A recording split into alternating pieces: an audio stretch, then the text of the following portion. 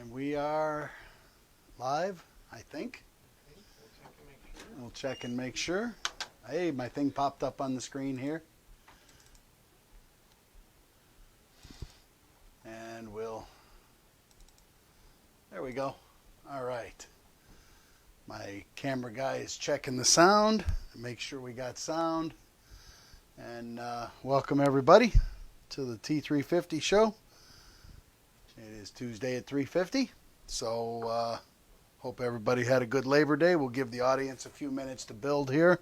We've got a contest, a giveaway to do today. So we'll get to that here in a little bit. So again, I hope everybody had a good Labor Day.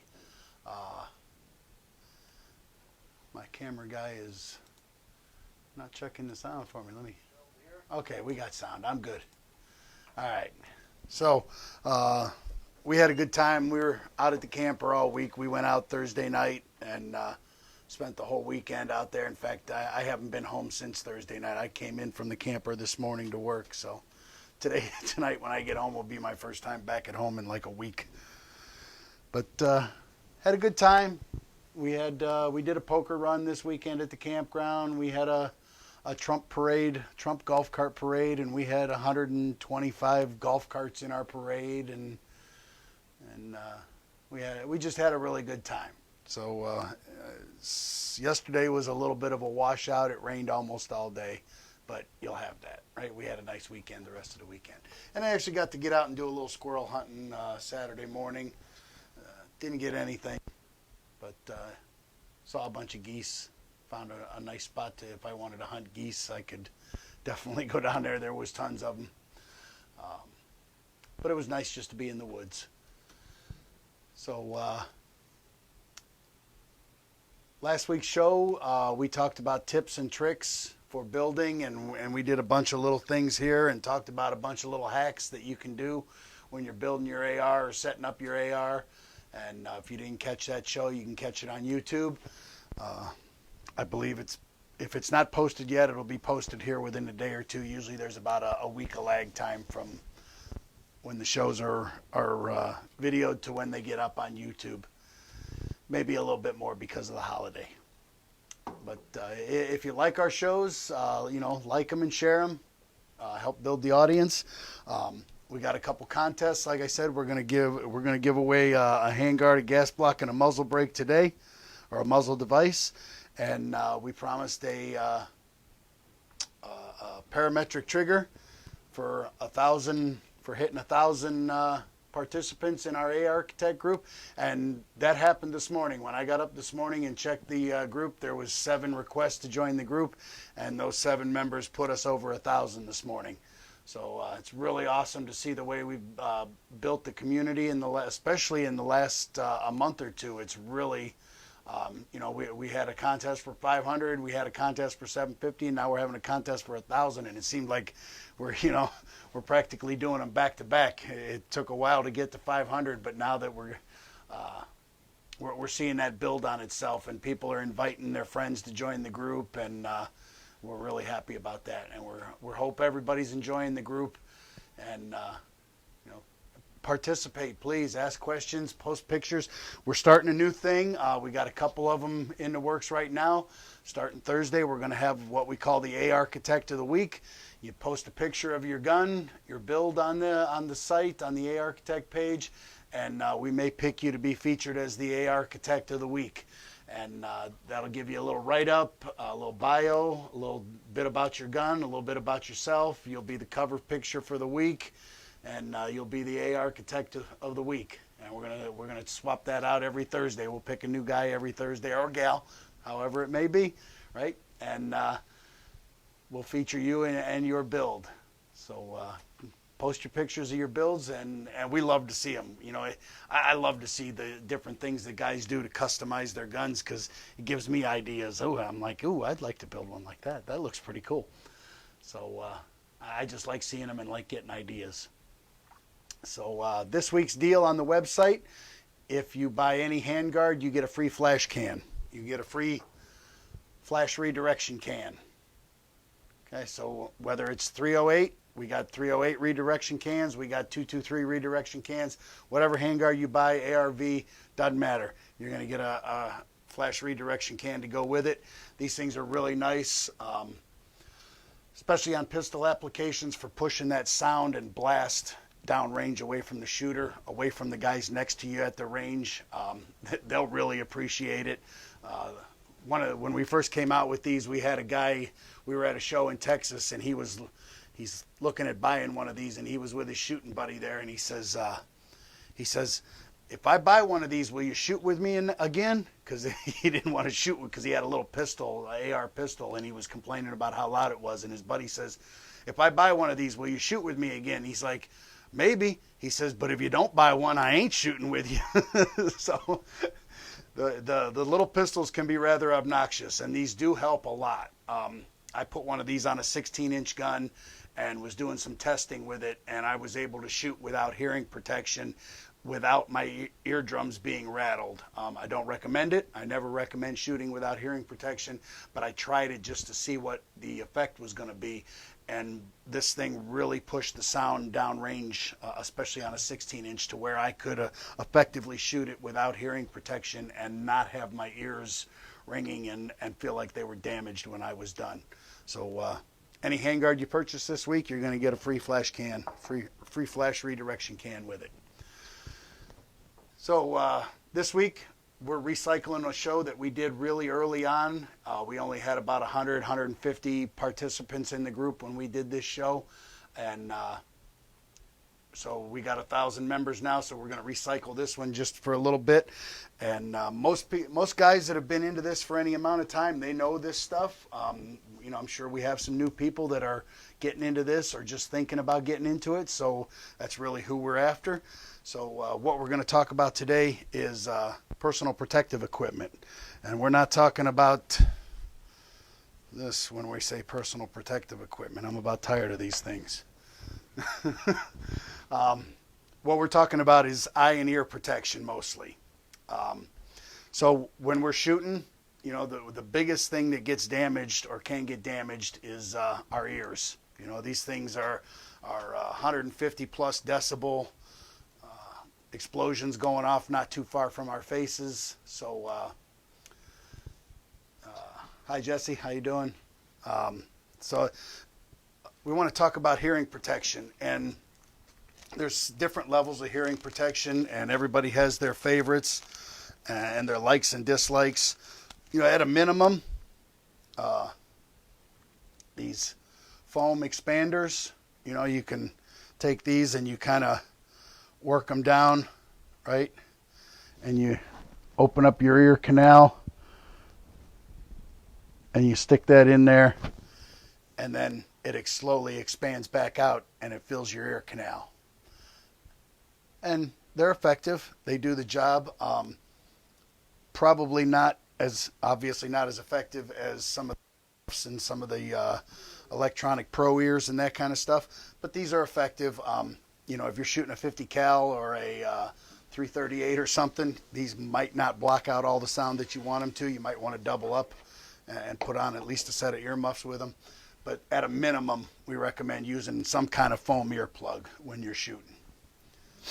And, you know, you can pick these up in a 10-pack for a few dollars. They're very inexpensive. Then you start to get into some your earmuffs.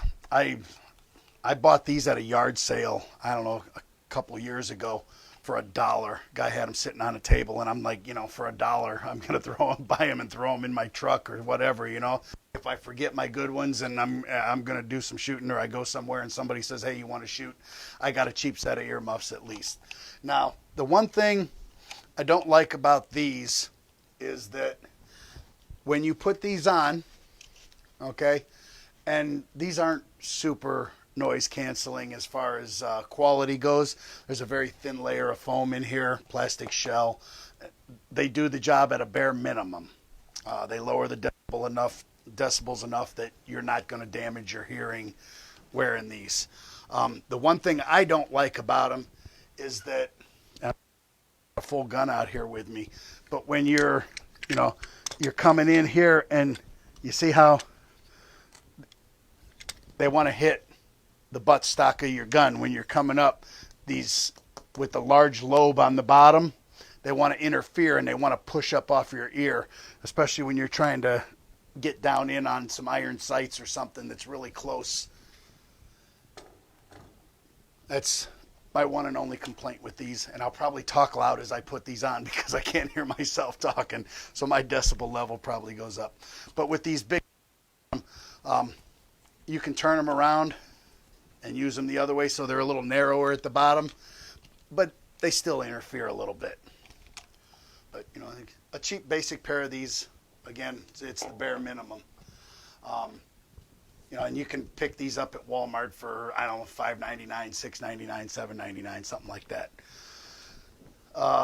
Here's a set of Walker's earmuffs. Now you start to get into a little better quality, very low profile compared to these.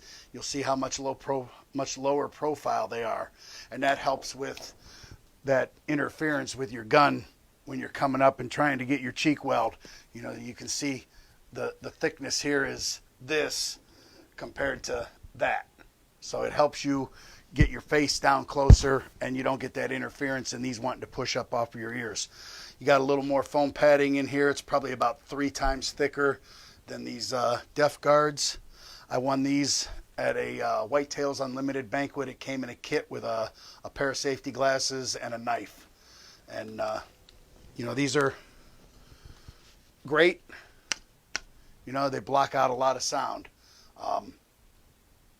The drawback with these, like with these you can hear pretty good still.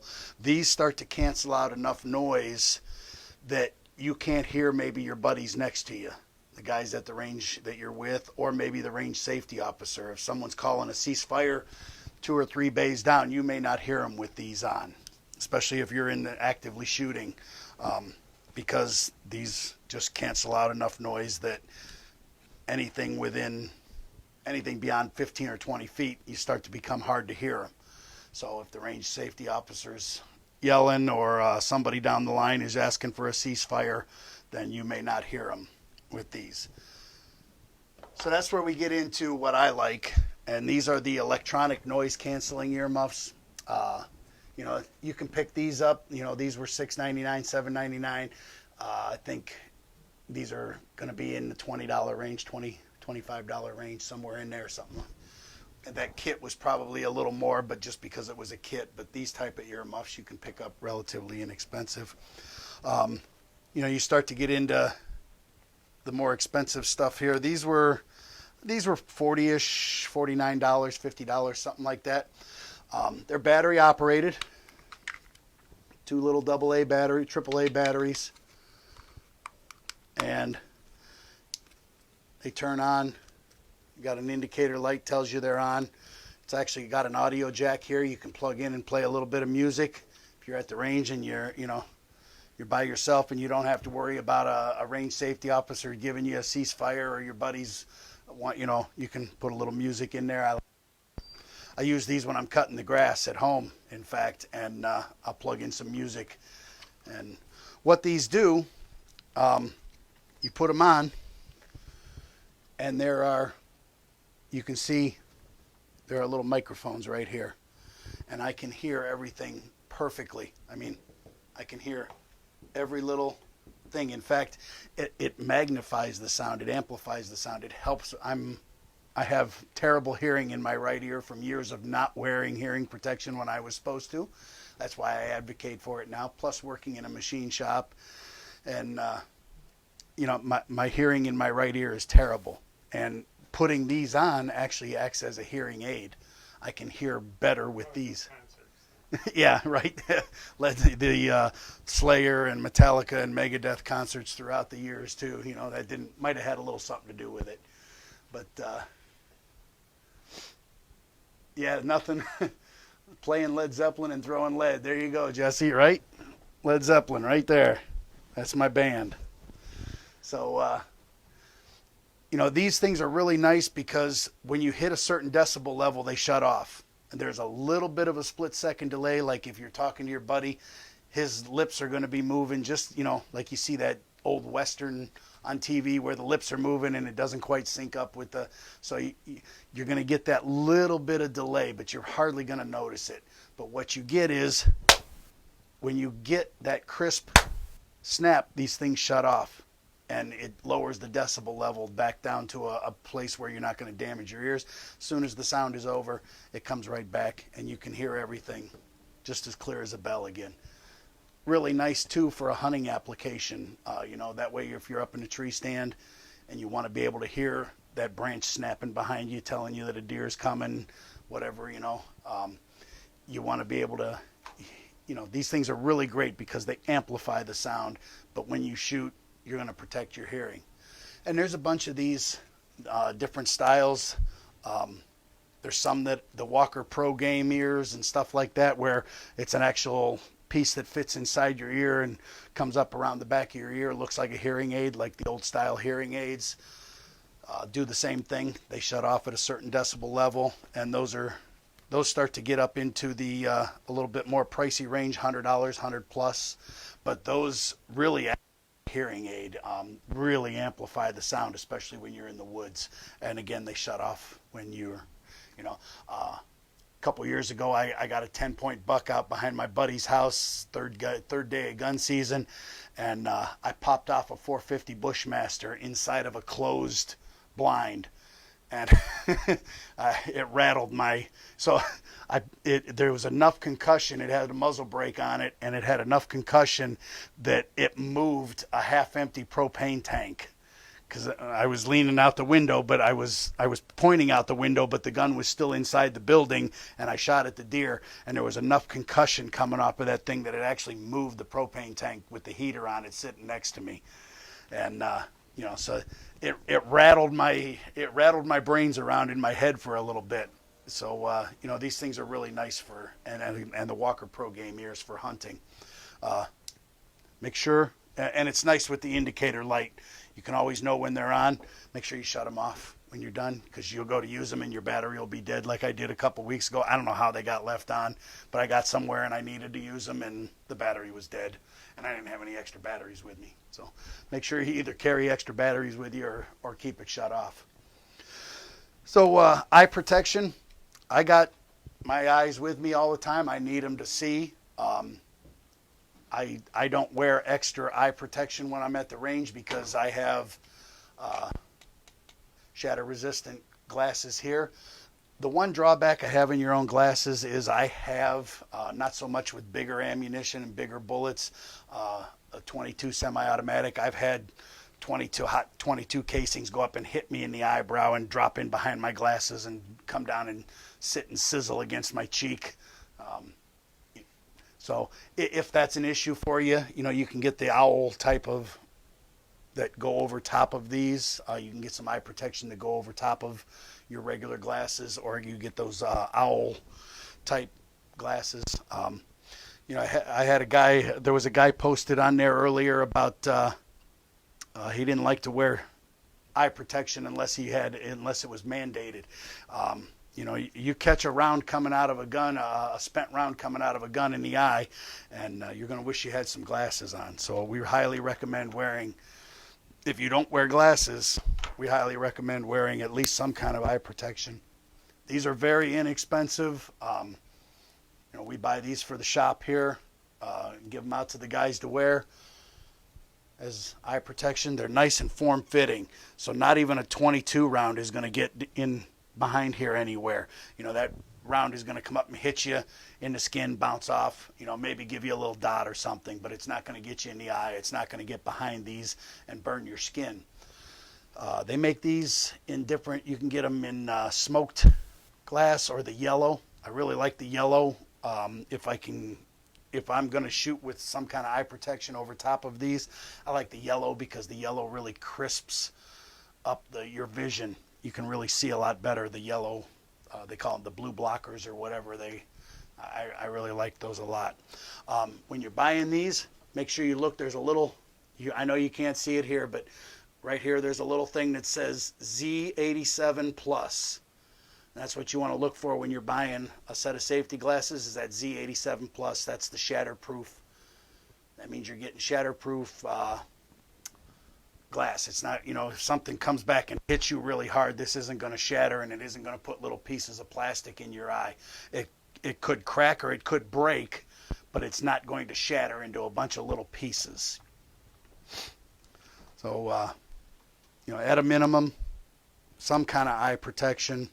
And in fact, a lot of times when I'm at the range, because I got a bald head, obviously I don't want to get sunburned, but also getting hit in the head. I used to have an old 30-30 that was top eject, and I would eject the rounds out, and they'd go straight up in the air, and they'd come down and hit me in the top of the head. So I always wear a hat, baseball hat. Plus, with the bill, it keeps the sun out of your eyes. It keeps when you're trying to look through your scope, it keeps the glare off your scope. So it has the hat has a dual purpose. What's that? I shoot up in the mountains, always run yellow. Yeah, it brings out the brightness in the low light, right? As the day's starting to get long and the light's starting to fade on you, that yellow really enhances your vision. So that's a little bit about, and wearing that stuff when you're hunting too is always a good idea. Accidents happen. You're walking through the woods, stomping the brush for rabbits, birds, whatever it might be. Catching a stick in the eye is going to ruin your day. It's going to end your day, and you're probably going to make a trip to the hospital, or at worst, it's just going to end your day. So hunting, shooting, whatever it might be, eye protection, right? I had an accident years ago in a shop I worked at years ago, and I had a piece of steel come in from the side and hook me in the eye, and I ended up having to have surgery. I had about $40,000 worth of surgery, and I lost about 25% of the vision in my right eye, and it was just a freak accident. I was wearing glasses, but again, these are open from the side, and this piece of steel came in from the side. Freak accident, but freak accidents happen. And, I suffer with that vision loss to this day.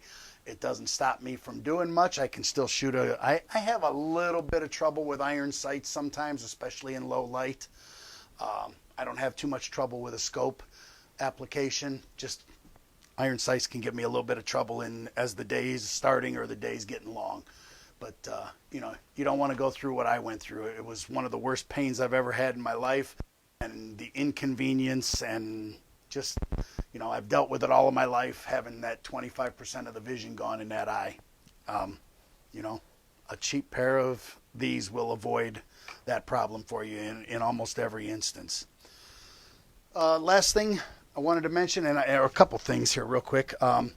So rubber gloves, not necessarily for shooting, but when you're cleaning your gun, taking it apart, using chemicals. Some of your chemicals can be, they're not caustic really or acidic or anything like that, but they can be irritants. They'll get on your skin and they can irritate your skin if they're sitting on there.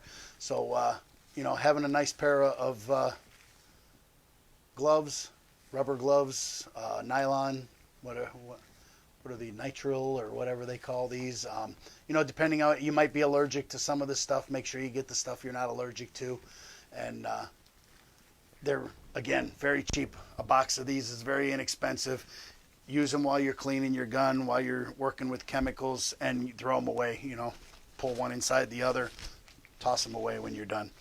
And so range in your range bag, and I grabbed my range bag this morning and brought it with me, and I went to open this up and look, and my ice pack is in there from being squirrel hunting this weekend. And guess what's not in there? My first aid kit.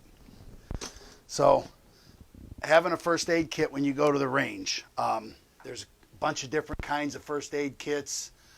Right, Russ? Block lead exposure. You're dealing with lead when you're cleaning a gun, and lead is very poisonous to the human body, and especially over time it can cause a lot of issues, and a good pair of gloves can avoid your exposure to that lead that's building up on your muzzle brakes and your barrels and just different places.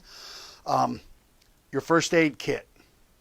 When you go to the range, you're going hunting, whatever it should, you should have a first aid kit. If you're going to conceal carry, you should have a first aid kit in your truck. You get in a situation where you have to use your concealed carry to protect your life, and you know, God forbid you shoot someone and they're still alive, you want first aid and try to keep them alive. You know, our intention is not to kill anybody. Our intention is to save our own lives. And if it comes down to it, you know, you use that kit to save somebody else's life and then let the police deal with, you know, what should happen to them afterwards. But having a first aid kit, plenty of gauze, plenty of bandages. You want some bandages or gauze that have a coagulant built into it, so that when you put that gauze or bandage on there, the blood clots. They make some powder coagulant. You know, you can rip it open and pour it on a wound, and that blood will start to clot immediately. You want to have at least a tourniquet, if not a couple, 3 tourniquets. Simple ones. You know, you strap it around the arm and you give it a twist and it locks down. You know, having 2 or 3 tourniquets, the very simple, is just almost a must-have. You're hunting and you fall out of your tree stand and you get a branch, you know, you fall 15, 20 foot and you catch a branch goes through your arm. You know, by the time you get back to your truck and your blood's pumping, you know, you don't want to bleed out from a simple stab wound from a puncture from a stick. You know, and if blood is flowing, you know, you cut yourself really bad, you do something like that, and blood is just kind of flowing, you're okay. You know, you might want to turn. If it's flowing really bad, you might want to tourniquet. When you want to watch is when that blood is plump. You know, if you're streaming, you're getting a pumping action. Every time your heart beats, you're getting a, you're in trouble. You need to get that tourniqueted. You need to get that stopped. And then you need to get yourself some medical attention very quick. You know, scissors. They make some nice kits that are $50-$60. The IFAKs individual first aid kits, $50-$60, you know, and has everything you need in it. The CFAX combat first aid kit is usually a very nice pouch, and it's almost like something a field medic would carry. You know, and those can be upwards of a couple $100, but you could almost do surgery with one of those things if you had to. You know, you're going to have plastic sheeting in there, the permeable plastic sheeting. If someone were to get shot in the chest and have a sucking chest wound, you know, where the air is, as they're breathing in, the air is coming out of their lungs and filling their chest cavity, and that puts pressure on the lungs. It puts pressure on the heart, and it becomes hard for them to breathe, and they can really almost suffocate on themselves. They can suffocate with air in their, you know, filling up in their chest cavity, and that plastic is going to allow them to breathe, not suck air in through the wound, and as the pressure builds, it's going to allow the air out. You know, at a minimum, a piece of plastic, you know, something like this, you take something like this and you put it over that wound and you tape down 3 sides of it so that as they breathe in, it collapses and seals the wound, and as they're not breathing, at least one flap of it can open up and let the pressure out. So at a minimum, you want some kind of plastic for, you know, a sucking chest wound. You want a tourniquet, you want gauze, you want coagulant, Band-Aids, scissors, sutures, you know. Just any kind of first aid kit is better than no first aid kit. So I think that's about all I got as far as range safety equipment. Eyes and ears and a little bit of first aid kit, you know, will save the day a lot of times. So we're still asking for show ideas. If you guys got any ideas you want us to do a show on, we'd love to hear about it. We'll put together a show on your ideas, and we're starting to recycle some of our shows because we got so many new people in here now, and we'd love to see some show ideas. Anything you want to see us do, let us know. So yesterday was Labor Day. We promised a Labor Day giveaway. We had the 4th of July giveaway was a choice of handguard in black anodized, 7, 10, 13, or 15 inch, and then choice of muzzle device and a standard gas block or an adjustable gas block, your choice. So, and it was so popular we decided we were going to do that again for this giveaway. So we ran that all weekend since last week. We had about 40 some people signed up. Unfortunately, a couple of them liked the contest but didn't post a picture, and I think one of them posted a picture but didn't like the contest. So we got to make sure that when the rules say you got to do these two things, you got to do those two things to be entered in the contest, so that we don't inadvertently give the contest to somebody who didn't meet both criteria, which happened a couple weeks ago. So we gave away 2 sets. It was no biggie. So we ended up with 36 people. Right? I got 2 sheets here with 36 people on there that got in on this contest. So last time we did a you know what? And I just pulled this up. Last week we talked about the Marksman for Vets, Russ Jackson's Marksman for Vets, and the gentleman in the group that owns the laser engraving company that was going to do free laser engraving for Russ. I promised to give him a plug, and I couldn't remember his name. His name is Rick Angelica, Angelica. He's a member of the group. You can catch him in the group. I'm sure that there's a price for his services, but if you look at the post I put up about the Army veterans rifle, and he posted some of his work here, he does really nice stuff. He does nice laser engraving, and you can hit him up in there if you need something. Hi, Marissa. My daughter just popped in and said hi, Dad. His email is rick@midwestlaserengraving.com, and if you look on the link, he's got all that information in there, and he's got some pictures of some of the stuff he does. Really nice work, sir, and we appreciate you offering your services up to Russ for his veterans builds. So if anybody needs laser work, you can hit up Rick Angelica in the group, and he can hook you up with some good work. So last time we did this, we did a random number generator, and I clicked the random number generator 3 times, and I took the 3rd number that came up. So we're going to go ahead and do that again. So I'm going to load in numbers 1 through 36, and then I'm going to 36, and I'm going to generate, and generate. Number 32, PJ Light. PJ Light is the winner of this week's giveaway. Choice of a handguard, muzzle device, and gas block. PJ's a pretty active contributor, so really nice to see you win something, PJ. He puts up a lot of pictures. I know he's built a lot of guns. He's got some really cool looking guns.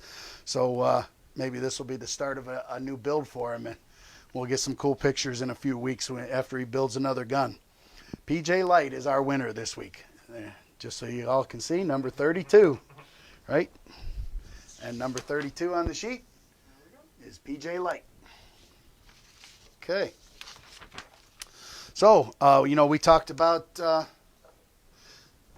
next week. I don't. Oh, yeah. We're going to do a trigger giveaway for 1,000 members. We hit 1,000 members this morning, and we're going to give away one of our parametric triggers.